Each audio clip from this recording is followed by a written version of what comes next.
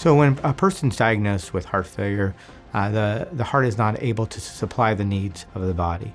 So it's failing, like an engine misfiring and not doing well. So in those patients, they might get short of breath, they get leg swelling, they get low blood pressure, and they just don't feel well. They get fatigued easily, and because of that inability to perfuse things or give blood flow, their kidney function may go up, their liver function may go up and get worse. So those are kind of the signs. So really, it means the inability of the heart to supply the needs of the body is really kind of a generalization of it. And because of this, it causes fluid buildup in the body, which then transmits to the lungs, which then gives them their shortness of breath. A patient needs a mechanical circulatory support device, or LVAD, is when they have advanced heart failure. A lot of patients get heart failure, but not everyone needs these kind of therapies. When they have advanced heart failure, they are unable to do well. They're short of breath. They can't do their daily activities of living. There's evidence of low blood pressure, inability to titrate their cardiac medications. They have an elevated creatinine and just not feeling well. And despite optimizing their meds, they aren't still doing well. And those are the times that we look at patients for mechanical support.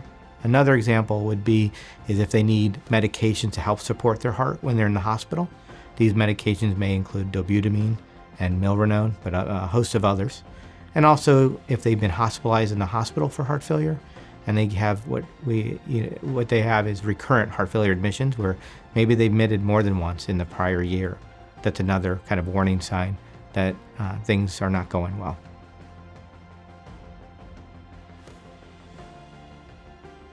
So an LVAD, or a left ventricular assist device, is a device that helps support, as it says, the left ventricle. The left ventricle is one of the pumps of our heart. We have the left ventricle and the right ventricle.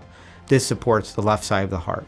That's the most common place the heart fails, is the left side, and this helps support it. It doesn't replace it, but indeed supports it. So patients that have advanced heart failure and that left side is not doing well, this helps augment the left side of the heart and helps give blood flow to the body. And augments meaning helps the left side of the heart, gives a little aid to the left side.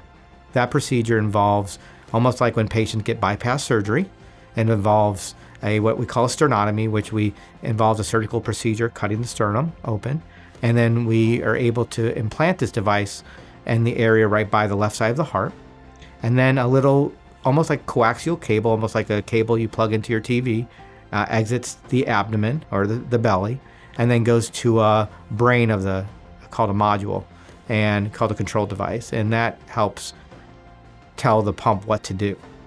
And that is supported by batteries. And during the day, they're supported on batteries, and at night, they are on wall power to help keep the pump running and help the batteries charge. Almost you could compare it to an electric car. During the day, they're roaming around on battery power, and then at night, plug it in and ready to go again in the morning. It's not limited like an electric car where it's only a couple hours. This is truly 12 to 15 hours of support during the day that they can roam around on battery power and truly feel free and have the freedom of being able to go where they need to. And then at night, they kind of recharge overnight and ready to go the very next day. So when they meet with anesthesia and go under the sedation portion of the procedure, it's under 4 hours that they're done with the procedure. Some of it is making them sterile, putting them to sleep with anesthesia, and then you're talking about under 2 hours with the actual surgical procedure. And then after that 4 hours, they then close up and they go back to the recovery ICU. Typically, they're extubated that night and are able to converse with their family that evening or the very next morning. The actual pump is in the body.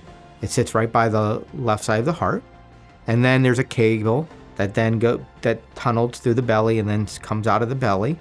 And then there's a brain it's attached to, and then they wear 2 battery packs on the outside. So the brain and the battery power is on the outside, and the actual pump that's supplying the blood flow is inside the body.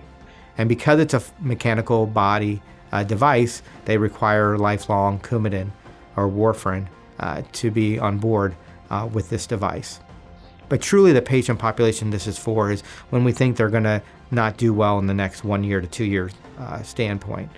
With those patients, we do then do the mechanical heart pump. So we do specific tests. One of them is called a cardiopulmonary stress test. It's a fancy term, but we run them on a treadmill, and we are able to see, based on their blood pressure response and a host of other factors, it gives us objective data to know if they need this device. And those patients, when they truly need the device, if they don't get it within the next year, their mortality is greater than 50%. So truly, we're trying to use that device to prolong life, but also we prolong life and improve their quality of life. People no longer are getting short of breath going up steps. They feel back to their baseline where they're able to go up steps and have a good quality of life with this mechanical pump.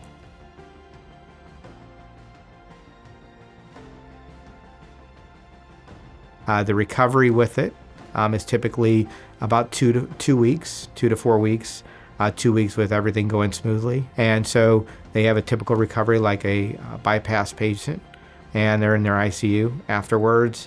And then after that, they're on the step-down unit and then go home. So in terms of discomfort and pain with the procedure is very typical like a bypass surgery patient. Those patients have pain along the incision site where the sternum is. They have pain there, and that lasts a couple weeks, 2 to 4 weeks after the procedure, and then goes away and is controlled with medications to help that pain. And in terms of the relief is very prominent after the first couple days because they're sedated, they're going through the ICU and so forth. But once they get up and moving, the difference is profound. They're feeling much better. And by 4 to 6 week period, they're doing great. They're going up the stairs, they're participating in cardiac rehab and doing well. So and in the initial part, I tell them it's like getting hit by a truck, but then after that, you feel much better.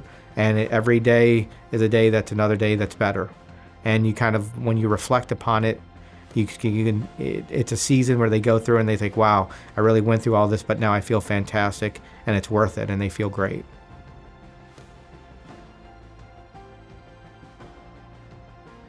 Basically, you're trading one set of problems for another. So the device in itself can cause bleeding, can cause risk of stroke. There's a plethora of complications involved with it, but at the benefit of them living longer and having improved quality of life. So I tell patients, if we don't do this, in the next year, you'll likely pass. And during that time, you're gonna have a poor quality of life. You're gonna get increasing shortness of breath. You're gonna feel suffocated. You're gonna really be a significant burden in terms of how you're gonna feel. And your shortness of breath, patients state that they feel like they're drowning, and which is a terrible feeling for these patients. So I tell them that's gonna get improved, and instead of passing within the next year, patients live several years. I tell patients the average life expectancy on an LVAD called destination therapy, called DT, destination therapy. Those are patients that can't get a heart transplant.